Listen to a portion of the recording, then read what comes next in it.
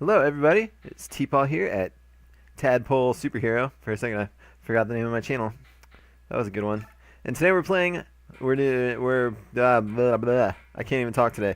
Today we're playing Fire Emblem Path of Radiance. If you watched last week's episode, then you saw that I had a very, very embarrassing first episode. So today we're taking on Chapter 2, and we're going to make sure that nobody dies this time. Especially Ike. And of course, when I say nobody dies, what I mean is that there's no resets because I'm not letting anybody die. Fire Emblem has permadeath, so if somebody dies, then I reset the chapter. So we're going to go with no resets. We're probably just going to do one chapter. But one thing I'm going to be doing, because I'm realizing that chapters can run really long later in the game. So what I'm going to be doing is cutting out most of the enemy turns, unless there's something like one of my characters levels up, or heaven forbid someone dies. Then we'll show that, because you do want to see, you know, the character's stat growths and things like that. But mostly I'll be cutting out the enemy turns and just showing my turns. So we'll see how far we get today. Probably just chapter 2, maybe a little longer. I don't remember how long chapter 2 is. So anyway, here we are. We're meeting a new member of the mercenary company, Reese. Reese.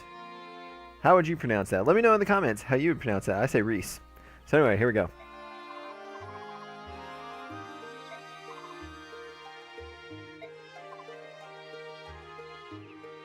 Yeah, I've never been bedridden for a week, but I can imagine that would not be too much fun.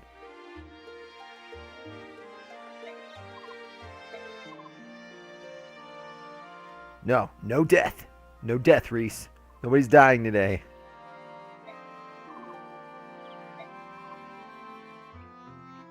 Staff wielder. We're going to find out exactly what that means soon.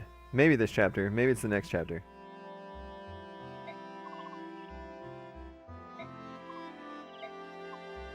A letter for Titania?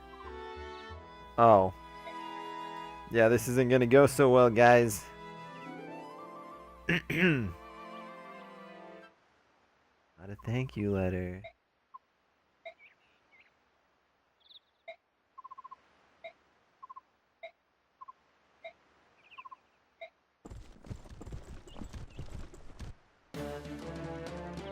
So that's our mercenary headquarters.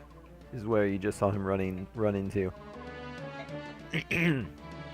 I got something in my throat. Sorry, I keep clearing it.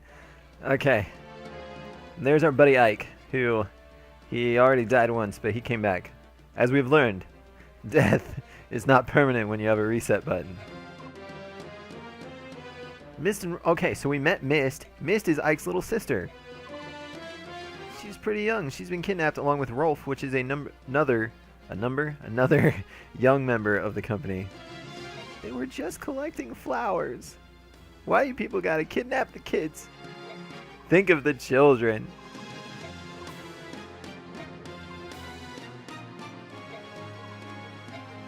They want revenge for us kicking their butt? Ha! Nice try.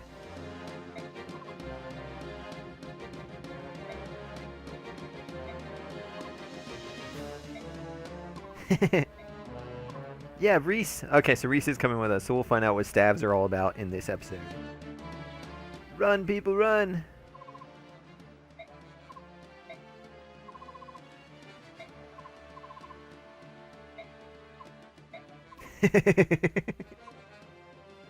Friendly rivalries do not belong in times of crisis.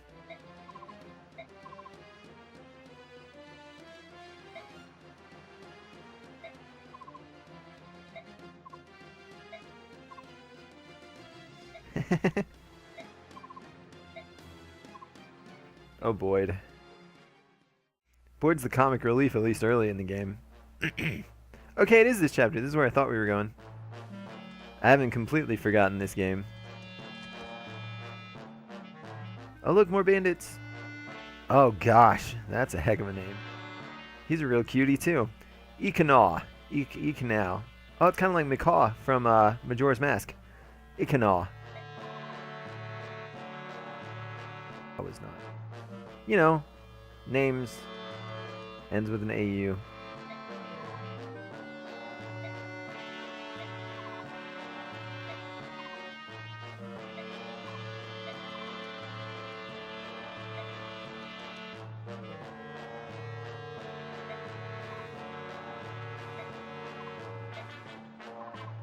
What a jerk.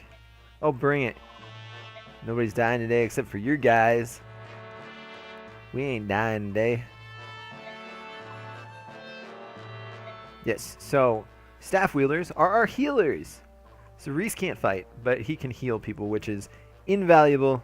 It's so important. We're not just going to sit here and burn through vulnerable areas anymore. Yeah, we'll make you regret those words. Alright. So here we go. Start my turn. So we can check Reese. He's a priest is his class, which is the male healing class. I think it's a different name if it's a female healer. As you can see, he has a heal staff.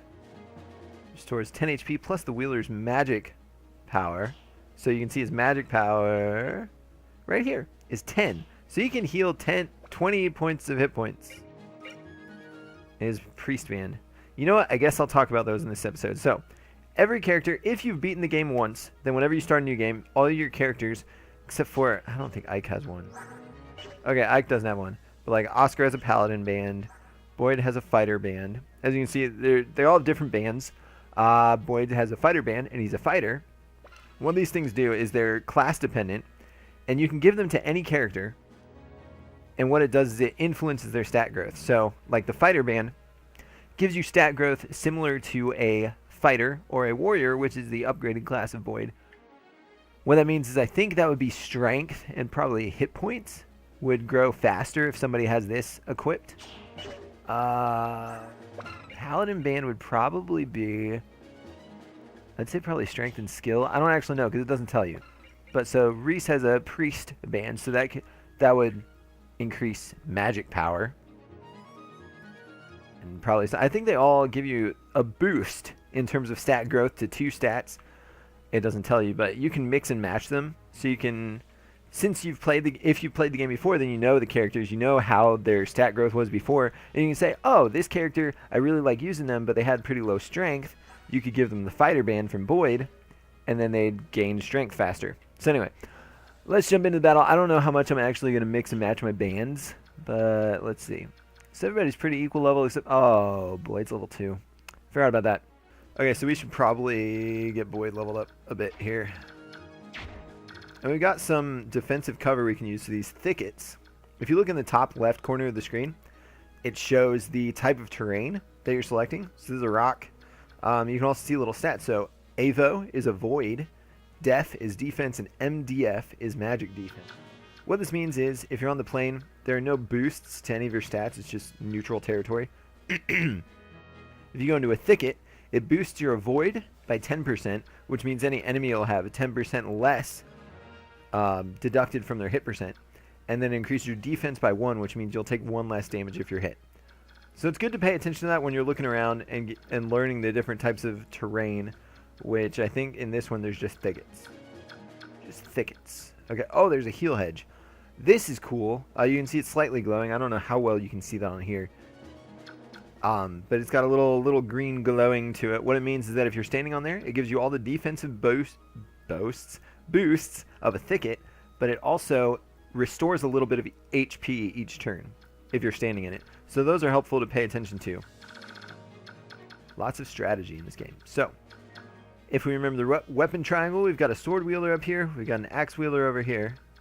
We also have this guy and this guy who they can get close to us. So you want to pay attention to enemies' possible movements.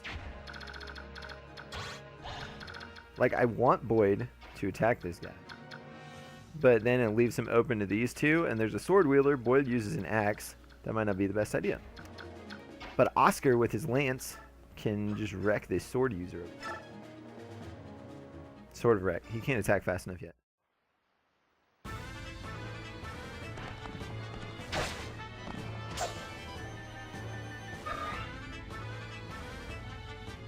Yep, so they smacked each other around a little bit. I think that helps me. Okay, so again, you can press A on enemy units to see their attack range. So I want to keep that in mind because I have Reese here. He's a healer. He can't defend himself, so you want to make sure nobody attacks him. So I think we're pretty good in terms of... I hit my mic. I'm sorry.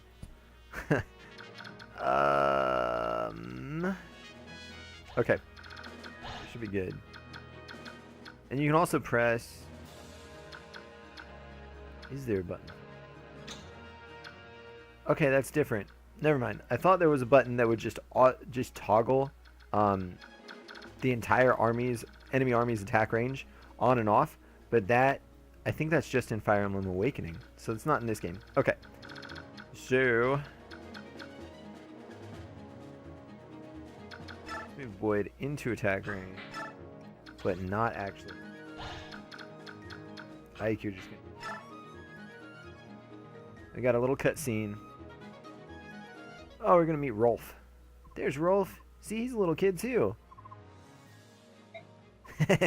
Boys aren't supposed to cry. Video games teach you all kinds of wonderful life lessons. Boys, don't cry. I'm just kidding. You can cry if you need to. Everybody needs to cry sometimes. So Rolf's talking about his brothers. Oscar and Boyd and Rolf are all brothers. Like Boyd seems like the odd man out in terms of how they look. But they're all brothers. It's a trio. And we leveled up. Way to go, Oscar. Level 4. Alright. Those are good. I love when strength and speed go up because that helps you both do more damage and it gives you a better chance of attacking twice on an enemy. Awesome. Alright, here we go. So Boyd took a little bit of a beating. Okay.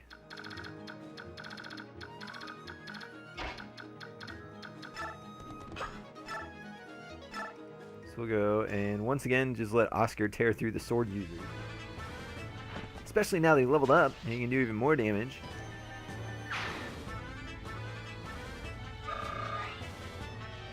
So now we want to move Reese into range to defend Boyd, but we want to make sure he doesn't get attacked. So this is what we're going to do. Put Ike over here. Boyd's going to attack this axe.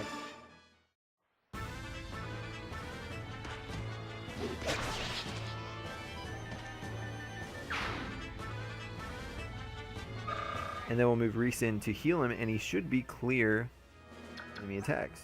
So we got... Okay, so see, nobody can attack here. So we run Reese over here, and he can use his staff. And he can heal. And so just like the combat screens, which the combat prep screens will show you how much damage you're going to do and all that, heal, before you heal somebody, it shows you how much you'll heal them.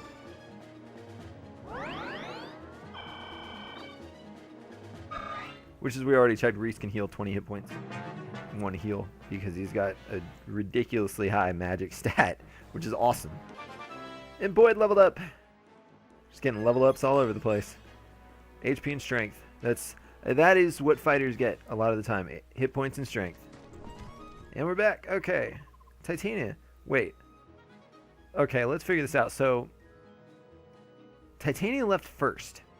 She knew where to go. And yet, her buddies got here before she did. That's interesting. Plus, she's on a horse. It's taking you so long, girl. Alright. So, Ike got roughed up a little bit. We're okay, though. So, Boyd's catching up in level. What do we have up here? We got... Oh, Econaw's level 7. Everybody else is 2 and 3. Okay. Let's let Ike wreck some...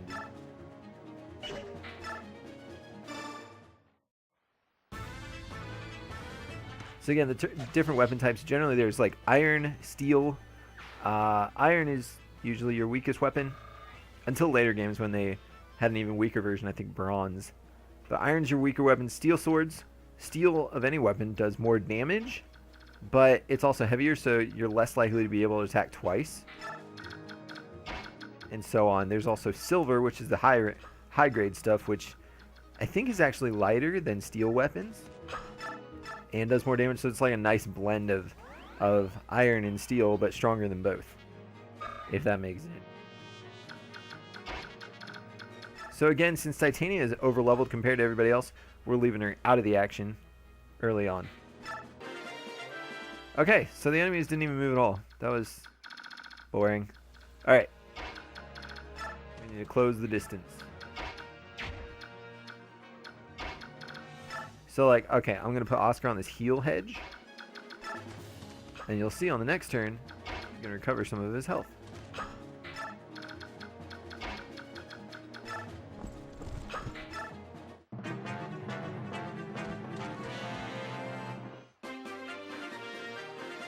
And there we go. So as long as you're standing on a heal hedge, you'll recover health at the beginning of your turn, every turn. He only had one hit point to recover. So this is all we got. Okay. So this is the only dude who moved anywhere close to us.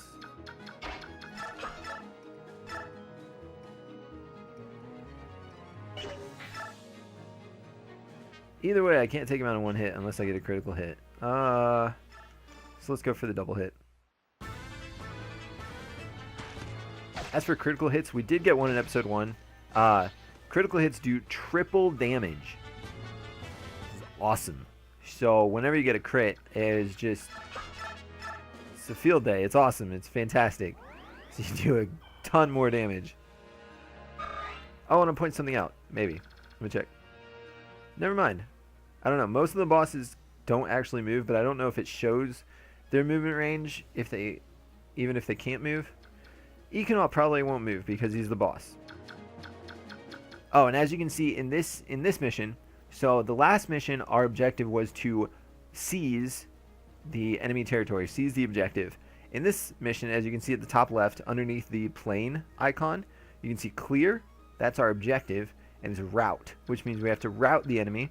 Which, if you're not familiar with that word, it means we have to defeat all of the enemies. We have to defeat every enemy on the map to clear the mission. So, did I get hit? Boyd still needs level. So we'll hit him. And going back to critical hits, you'll eventually get there are special weapons that further increase your chances of getting a critical hit, which is really, really cool. You want those a lot. Okay. Oscar doesn't need healing anymore, but we'll keep him in the thicket so that he has improved avoid and defense. And the enemy still didn't move on their turn. What are you guys doing? I'm in your... Oh. I'm not in range. I'm sorry. I misspoke. I didn't mean it. Okay, so let's just line up our guys. One of the things I like to do is let the enemy come to you unless you can take them out in one hit. Because otherwise you're going to attack them.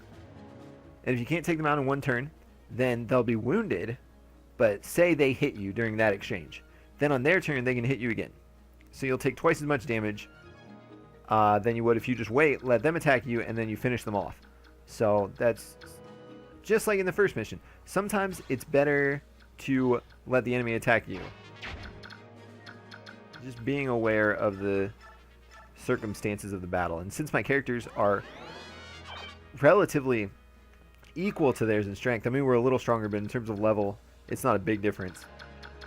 I'd like to let the enemy attack me, so because it's that close. It's that equal of an exchange. I don't know if I'm making any sense. People are hitting each other. Ike, you need to level up. Okay, so the boss does move in this level. Ah, that's interesting. Alright, so since he uses an axe, we do not want to attack him with Oscar.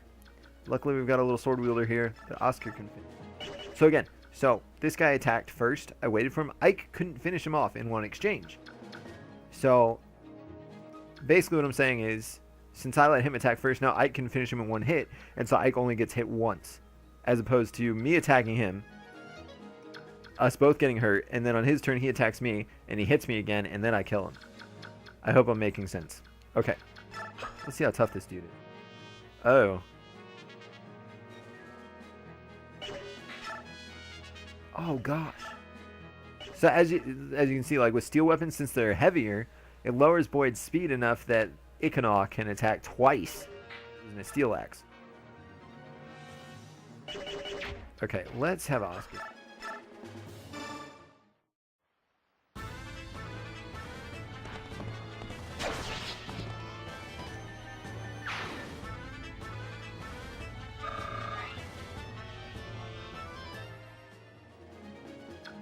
And okay, so if you're on a horse, I don't know if I covered this last episode, But you can move after attacking, which is...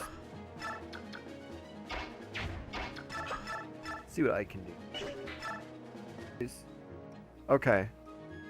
That's worthwhile. I think I'm going to have Titania finish him off, though. And again, with the bosses, you always get this little smack talk before the battle. Oh, okay. Thanks for being very clear about the condition. Ow. That hurt. Ike leveled up. Wow. Nice. Great set of defenses. Great set of stats to go up. I don't know what I'm saying half the time. Misspeaking frequently. Alright, Boyd. Get in a hit and then we'll have Titania finish it off.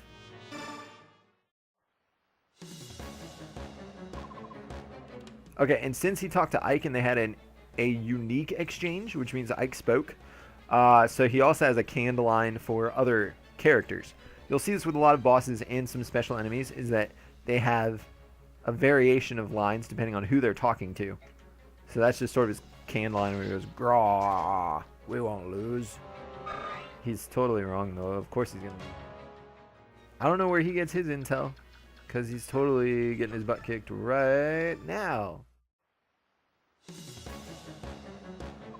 And see, he has another line for Titania, so these bosses have a lot of different lines.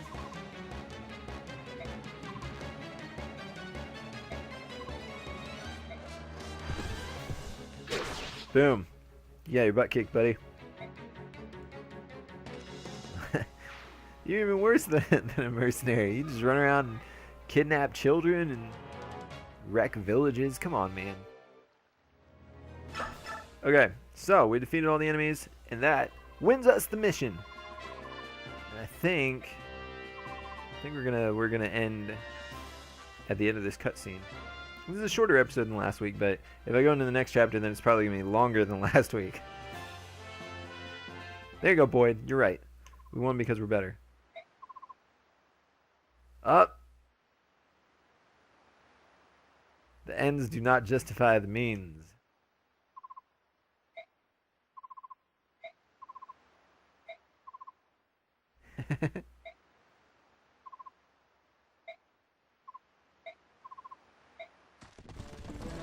Oh, come on, dude.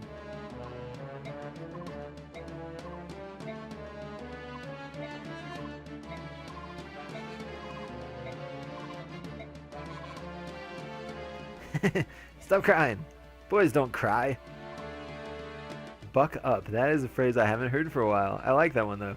Buck up, buddy. You should use that in your everyday speech. Buck up. Cheer up.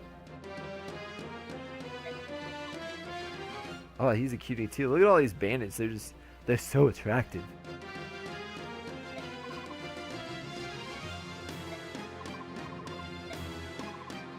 Get him, Mike.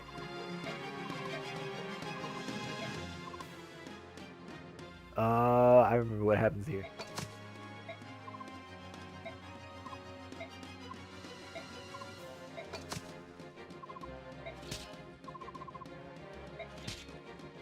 Oh, and look at their character models on the map.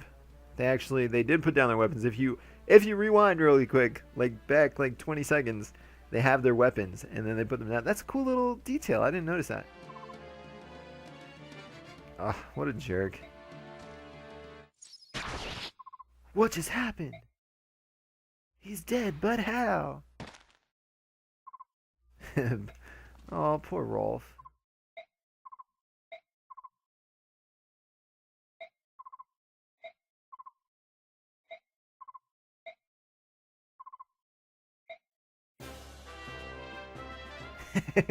And we've got a cocky little sniper over here.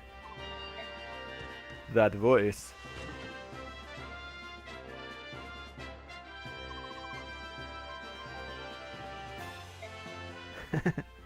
Okay, so 2 more members of the mercenary group.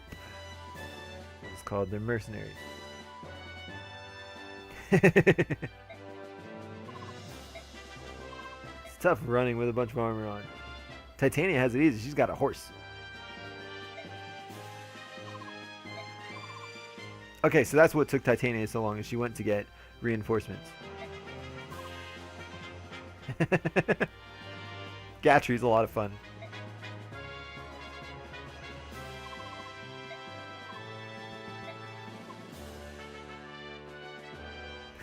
Uh-huh. Uh-uh. Think about that one there. I love these sibling bonds we have between so many different characters in this game. We got sisters, we got brothers. Awesome. Does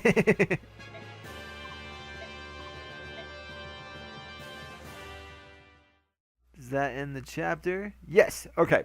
So that concludes today's episode of Let's Play Fire Emblem Path of Radiance for the Nintendo GameCube. Hope you enjoyed this. Let me know in the comments below any positive or negative thoughts you might have. And I hope you enjoyed this. Tune in next week for some more Fire Emblem. And also check out my channel for other episodes. I have 2 other games that I'm Let's Playing right now.